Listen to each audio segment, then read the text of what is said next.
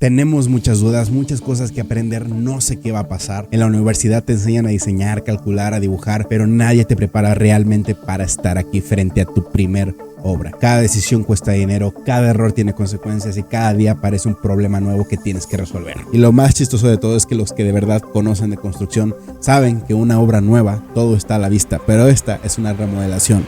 Los problemas están escondidos. Este es el capítulo 1 del proyecto Casa 21. Yo soy arquitecto de 24 años y junto con mi socio Daniel, esta es nuestra primera obra como arquitectos. Nuestra primera obra, somos recién egresados y sí, nunca hemos construido. ¡Neta, me lo juras! En este video te voy a mostrar todo el proceso de esta obra. Es una casa que tiene muchos problemas al principio de humedades. Te voy a mostrar también cómo fue el proceso de diseño, cómo llegamos con el cliente y también cómo ha sido el proceso ahorita en obra, qué problemas nos hemos encontrado y cómo los hemos resuelto. Iba a decir resolvido. Te voy a mostrar también con qué programa hicimos todo el proceso de diseño, planos, cuantificaciones y te voy a dar algunos consejos de construcción si es que apenas estás empezando con tus primeras obras o si no tienes idea de construcción y quieres remodelar tu recámara, quieres remodelar tu casa, quieres ampliar tu casa. Este video puede que te sirva mucho porque hay cosas que nadie te dice y que son fundamentales. Los youtubers en este momento dicen vamos a empezar, así que yo diría vamos a jalarle las patas a Chucky. Justo al llegar a esta casa nos dimos cuenta de muchos problemas. Es una casa que es autoconstrucción, o sea que alguien hace muchos años quiso autoconstruir esta casa y la hizo en etapas. O sea, la primera etapa era con una sola recámara, después hicieron otra recámara y al último hicieron una última recámara hasta el fondo de la casa. Estamos hablando de 6 y medio de frente por... creo que eran 20 de fondo, una cosa así. Cuando entramos a la casa, cuando tú ves la fachada, es una facha horrorosa porque estamos viendo un elemento muy grande. No mames, qué asco. En la parte de arriba, que es como un chipote que hace ver a la casa muy baja. Y es otra cosa, la casa es inmensamente baja. El portón que tenemos de frente es de 1,80 m que tenemos el portón de frente. La altura es completamente horrible. El nivel de la casa. Vamos a hablar del nivel de la casa que yo cuando lo vi dije, madre santa santísima de mi amor, ¿qué es esto? Normalmente en construcción, por regla general en México, es un error construir por debajo del nivel de la calle. O sea, si tenemos aquí la banqueta y tu casa va a empezar aquí, normalmente tienes que construir por arriba. Empiezas a hacer escaleras y ya subes a un cierto nivel en tu casa. Pero esta casa tiene 30 centímetros abajo. ¿Qué pasa? Que cuando llueve el agua se mete. Es prácticamente algo básico. Abres el portón y te encuentras con 30 centímetros debajo una cochera bastante pues normalilla, pero tenemos una rampa. El coche del cliente simplemente por pasar por ahí apenas cabe, ya que tenemos un 80, y al pasar por ahí en 30 centímetros es muy pronunciada, por lo tanto pega el coche del cliente. Eso quiere decir que tenemos que hacer una rampa mucho más grande y la banqueta la vamos a bajar. Para eso ocupamos pedir un permiso en obras públicas para que el portón sea un poquito más grande. Podemos ganarnos unos 10 centímetros, ya sería como unos 1,90, casi 2 metros de altura de portón. Eso nos ayuda mucho para la altura del carro, para que se sienta un poquito más grande la casa. Y nos dimos cuenta de muchas cosas. Y es que tenemos un vecino que no tiene muro. ¿Cómo Beto no va a tener muro si ahí yo lo veo? Yo, aunque tenga un vecino pegado a mí, yo tengo que tener mi propio muro y el vecino tiene que tener su propio muro. En este caso, el muro del vecino se comparte junto con el de nosotros. Y dirás, oye Beto, pero no pasa nada. El vecino pues es una casa, no pasa nada. Pues tendrá una sala, tendrá pues sus cosas. No debe pasar nada. Brother, el vecino es una bodega. Una bodega en donde tienen andamios, en donde tienen muchísimas cosas, en donde tienen basura, en donde tienen concreto, en donde tienen escombro. Que por cierto, cabe decir que el vecino es un arquitecto, que hablamos con él, se portó muy bien, nos dejó entrar para poder empezar a trabajar. Así que mis respetos. Entonces, ¿qué es lo que pasa? Tras muchos años de que se dejó así, de que el vecino tenía un basural al lado de nuestro muro y que aparte nuestra altura es por debajo del nivel de la calle, obviamente estamos en contacto con la cimentación del vecino. Eso quiere decir que cuando llovía se estancaba el agua justo en donde estaba el muro del vecino, porque está el piso del vecino y nuestro piso está por debajo. Entonces todo el agua que se estancaba aquí pues se llenaba de humedad. Y el problema más grande de una casa, de cualquier construcción, es la humedad. La humedad pasa por todos lados. Por eso cuando a tu tía le dicen, oye, te metes como a la humedad, porque se mete en todos lados. ¿Sí o no? Entonces, primer problema, ¿qué pasa? Que cuando entras, tú no puedes oler en este momento tu pantalla, pero cuando entrabas había un olor a humedad increíble. Los muros, pues la pintura obviamente es quitada, cómo se veía el salitre prácticamente lo que es sal de humedad que se descubren en los muros. Y cuando entramos, la altura que tenemos de piso a techo en esta casa era de 2.30 de altura, o un poquito menos, casi 2.29, 2.28. Oye, Beto, pero no pasa nada, o sea, es una altura normal. Si yo mido 2 metros, pues todavía tengo 20 centímetros, 30 centímetros de espacio, así que no pasa nada. No seas pendejo. Normalmente la altura mínima que debe tener una casa es 2.40, 2.50, 2.60. 2.40 me parece súper castigado, pero bueno, 2.40 está bien. Lo que a mí me gusta, 2.80, casi 3 metros, pero 2.60, 2.70. Esta casa tiene 2.28, 2.29, 2.30. Por favor, es una casa súper mal construida, pero ojo, muy rígida, porque cuando empezamos con demoliciones, vaya que costó. Diablo, qué difícil me la pusiste. Así que bueno, analizamos el proyecto, analizamos absolutamente todo lo que íbamos a hacer. Obviamente no tenemos rayos X. Nosotros desde un principio con el cliente hablamos, tienes que tener buen diálogo, explicarle bien cómo van las cosas. Desde un principio le dijimos, esto no sabemos cómo está abajo, no sabemos qué profundidad tenemos de cimentación, no sabemos cómo está la losa, o sea, el techo de en medio, cómo está el tema de la estructura. Eso lo vamos a ir descubriendo con el tiempo. Te vamos a trabajar un precio alzado. ¿Qué es un precio alzado, arquitecto? Un precio alzado es prácticamente trabajar con un precio base, pero que el cliente tiene en cuenta que puede subir o bajar el precio dependiendo de las necesidades del proyecto. No sé si me expliqué muy bien, pero así es. Entonces empezamos a trabajar y lo primero que hicimos fue tratar el tema de humedades. El muro del vecino, esto es muy importante, el muro del vecino. Dado que tuvimos que platicar con el dueño, que el dueño también es un arquitecto, le tuvimos que decir, oye, tienes que levantar tu barda. Me dijo, ¿cómo ves que no, carnal? Y yo, ok, no fue así. Pero me dijo, mira, la verdad, en este momento no puedo levantar ese muro. Es dinero que no contaba con eso en este momento, pero te permito pasar y que ustedes puedan tratar ese muro con un tratamiento. Y yo, dado que es su propiedad, en teoría debería ser su responsabilidad que haga eso. Pero durante años con otros dueños del pasado en esa misma casa, nos comentaron los clientes que trataron de dialogar con los dueños y decirle que levantaron su muro, que por lo menos pongan un tratamiento para que ya no pase la humedad. Y eran palabras vacías que nunca hicieron nada. En este momento los clientes necesitan irse a su casa, a esta casa lo más rápido posible. Por lo tanto les dije, vamos a tener que invertir dinero en tratar el muro lo más rápido posible para que puedan venirse y que podamos trabajar más a gusto. Prácticamente lo que hicimos fue pasarlos al muro. Nos dimos cuenta que, bueno, tenían un zarpeado. Un zarpeado es que con mezcla y la cuchara prácticamente avientan la mezcla así. Dado que también tenían otra cosa, que al mover todo el tilichero que tenían ahí, nos dimos cuenta que había un pequeño desnivel justo entre el piso y el muro. Había un desnivel aquí más abajito, unos 5 centímetros más abajo. ¿Qué pasa con eso, Beto? Que cuando llueve, el viento viene hacia acá. O sea, justo en el muro colindante, que el agua se estancaba aquí. Y por eso, como nuestro muro está, o sea, nuestro suelo está más abajo, pues se pasaba toda la humedad del vecino. Todo increíble para que haya la mejor humedad en la casa. Yo me parto la polla. Hicimos... Entonces lo que hicimos al principio fue empezar a quitar ese enjarre que había o zarpeado, pero era un zarpeado de unos 5 centímetros que costó, y cuando empiezas a demoler todo eso te encuentras con que el muro lo estás lastimando y se empiezan a crear huecos. Entonces la mampostería, el ladrillo, se empieza a lastimar. Para después enjarrar eso es más difícil. Lo hicimos muy poco y lo que hicimos fue ponerle un producto. ¿Qué producto, Beto? Le pusimos un impermeabilizante asfáltico. Es como un chapopote, los que son de México, una mezcla negra que repele el agua a diestra y siniestra. Para que te des una idea lo fuerte que es, se tiene que diluir o con gasolina o con diésel. ¿Cómo?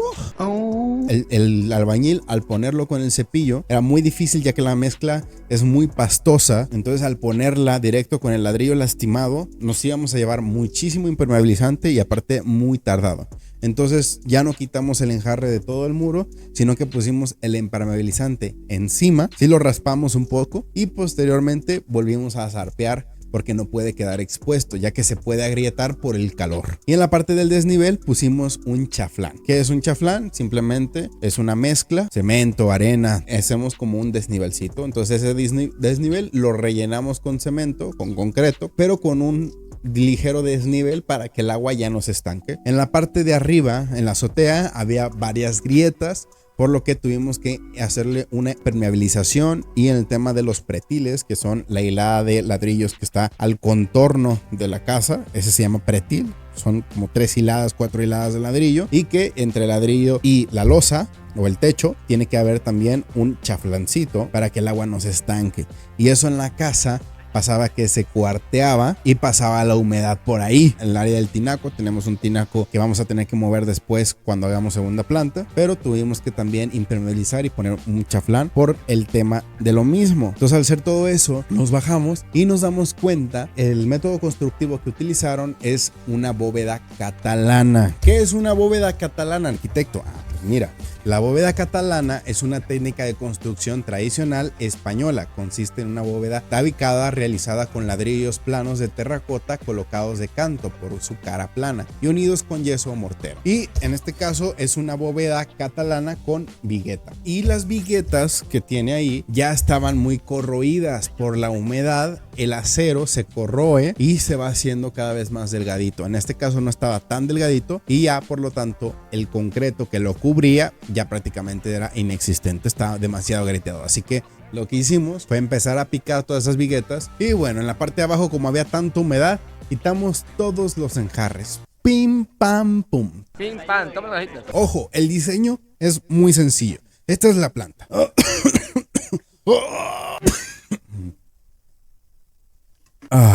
Esta es la planta existente. Obviamente, antes de hacer el diseño, tuvimos que hacerle una entrevista al cliente, ¿no? Y esta entrevista consistió en preguntarle sus necesidades, porque un proyecto arquitectónico va en base a las necesidades del cliente. Tuvimos que hacerle varias preguntas estratégicas para poder saber cuáles son sus necesidades. Una de las necesidades que cambian todo el proyecto es que la clienta, o sea, es una pareja con sus 2 hijos adolescentes. Bueno, ya uno ya más mayor. La mamá tiene su negocio que es de costurera y necesita en su espacio para poder trabajar el tema de costurera y sus máquinas para coser, etcétera. Entonces, ¿qué pasa? Que ella en su casa tenía que meter a los clientes, a los clientas dentro de su casa para poder atenderlos, ¿no? Y en este caso, una de las necesidades era tener un espacio que sea su oficina, su estudio de trabajo, pero que los clientes no entren a la casa directamente para poder entrar a su oficina. Entonces, lo que hicimos fue una entrada directa de la cochera a esta zona, que es la zona donde antes había una salita, que por cierto, horrible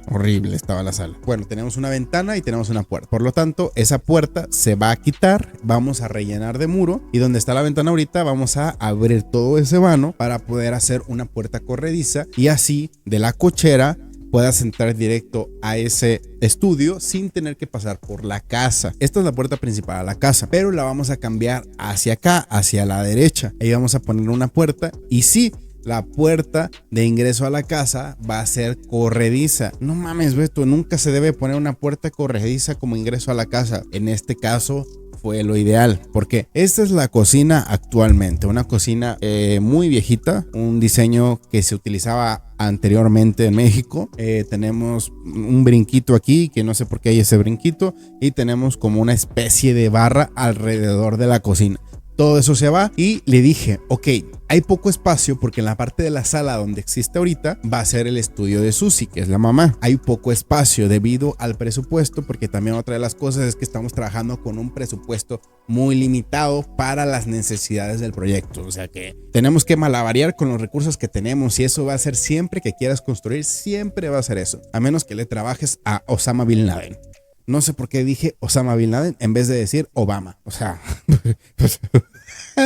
entonces le dije al cliente, ok, hay poco espacio para poner cocina, sala, comedor. Entonces le dije, en el espacio que tenemos para sala o comedor, ¿qué quieres? ¿Quieres sala o quieres comedor? Y me dijo, la verdad el comedor no lo usamos tanto, me gustaría que esté integrado a la cocina, por lo tanto quiero una sala. Entonces vamos a poner ahí una sala que por lo tanto así se ve el render y así se ve el diseño de la cocina. Me encantó el diseño de la cocina. Está muy bien optimizado para el espacio que hay, ya que como ves tenemos una barra que no es una barra de medidas normales en cuestión de ser largo, porque ocupamos este espacio de distribución, de espacio para que pasen las personas. Entonces, como es un espacio más reducido, alrededor vamos a poner una placa de madera o puede ser un tipo plástico, podemos hacer una melamina más barato, anclada, eso un ingeniero me va a decir cómo anclarlo a esta barra, y esta barra va a ser de material, ojo, y alrededor vamos a poner sillas en vez de bancos para que sea más cómodo tener literalmente un comedor anclado a la cocina con la barra. Y tenemos, esto es muy importante, y es que antes tenías que pasar de una recámara a otra para pasar una distribución pésima, pasar entre espacios que son, aparte de espacios muy íntimos, y teníamos un cuarto hasta el último, es oscuro, no le llegaba la luz del día, súper oscuro, y le dije al cliente, vamos a colocar en planta alta una recámara y abajo vamos a utilizar las dos recámaras que hay, y la última recámara la tumbamos a tomar por el saco. Ya lo hicimos, aquí hay unas imágenes.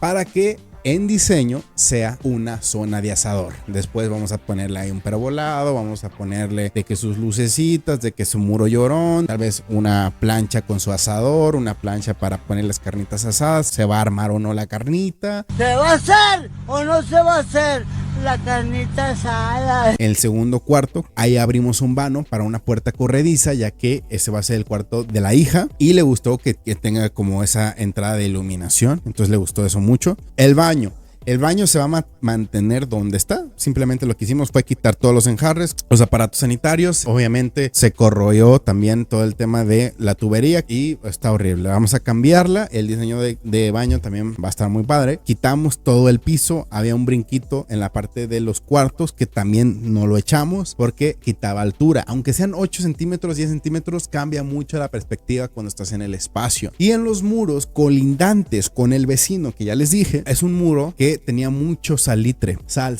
en todo el muro, prácticamente en todo el proyecto. Y te voy a decir una cosa, cuando entra la humedad y se ponga el hongo dentro de tu muro, no hay cómo arreglarlo, pero se puede arreglar superficialmente, y para eso utilizamos un producto que es el CR65 Fester. Para nosotros funcionaba muy bien porque aparte de ser un aislante impermeabilizante súper fuerte, hay otros métodos, hay unos que ponen ácidos, que ponen otros métodos más baratos.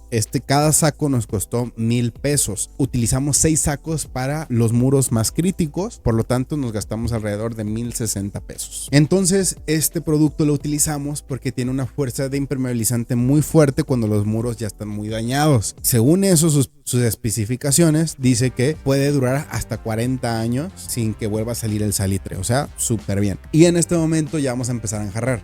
También pusimos el tema de chalupas, hicimos los planos en Revit, todo se hizo en planos en Revit, todo el proyecto, cuantificaciones, todo lo hemos hecho en Revit con ayuda de mi socio Dani, que es el experto en Revit, es una bala ese güey, y se aventó todo el tema de Revit, cuantificaciones. Eso nos ayudó muchísimo también en el presupuesto, y el proyecto se hace mucho más rápido que si lo hacemos con otros programas como AutoCAD. También cuantificamos demoliciones porque hay un proceso de fases en Revit. Pero bueno, eso es el avance que llevamos hasta ahorita. Hicimos varias demoliciones para el tema de que no tengas que pasar entre los cuartos. En el muro que da en el patio hicimos un vano que después toda esa parte va a quedar cubierta posteriormente con una cubierta que pase el aire y que quede muy iluminada para las ventanas. Te da servicio para los de la terraza, puedas entrar a ese baño, y le da servicio a los dos recámaras. Tenemos la puerta de las dos recámaras y el vano no hay puerta, simplemente va a quedar expuesto, y las ventanas de las dos recámaras también las demolimos hasta abajo para que sean puertas que se puedan abrir por fuera y meter todos los muebles. Va a entrar mucha más iluminación, hay mucho más espacio y ya no tienes que entrar entre los espacios, que eso era un problema. Y bueno, en la parte de sala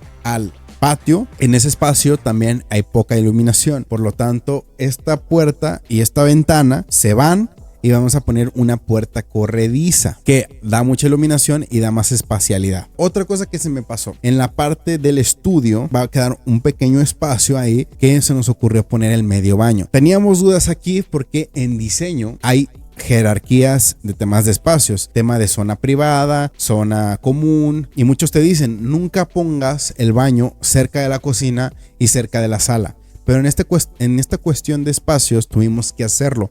Pero si lo diseñas bien, hay una forma en que no moleste. En este muro será completamente el lambrín, por lo tanto la puerta que da al servicio del medio baño se esconde. Como está diseñado el baño, que tengas que pasar por este muro que da justo a la esquina de la sala, eso hace que no esté completamente directo a la sala. El tema de la fachada es completamente introspectiva, ya que tenemos una calle, es empedrado, se levanta mucha tierra. Si pones ventanas hacia la calle, la verdad no hay nada que ver. Entonces dijimos, ¿por qué no trabajamos una arquitectura introspectiva? Así el cliente viva hacia adentro y no hacia afuera. Y no quiere decir la fachada introspectiva que no esté bien iluminada la casa, porque las ventanas trabajan con patios interiores. Nos gustó esta fachada tal cual. Tenemos un muro de bloque acostado que le da esa especialidad que va a ser junto a una recámara. En la parte de arriba, como el tema de presupuesto, solamente vamos a hacer una recámara, su walk-in closet y su baño. Y en la parte derecha, toda esta zona de terraza donde estaría este muro de bloque, una celosía, ahí vamos a poner vegetación para que en fachada se vea así. Se ve muy bonito, se ve muy simple, pero es barato y aparte se ve con madre. Y en sí, así va el proyecto. Tal vez hay algunas cosas que por ahí se me fueron, que me gustaría que me comentaras preguntas para que en el siguiente capítulo poder contestarlas y que veas cómo vamos. Hay muchas cosas que me gustaría hablar más, pero este es el primer capítulo de Casa 21, nuestra primera hora como arquitectos. Si te gusta, dale like, suscríbete, síguenos en todas nuestras redes. Yo soy Beto Figueroa, parte de Firo Studio, y nos vemos, bola de infelices.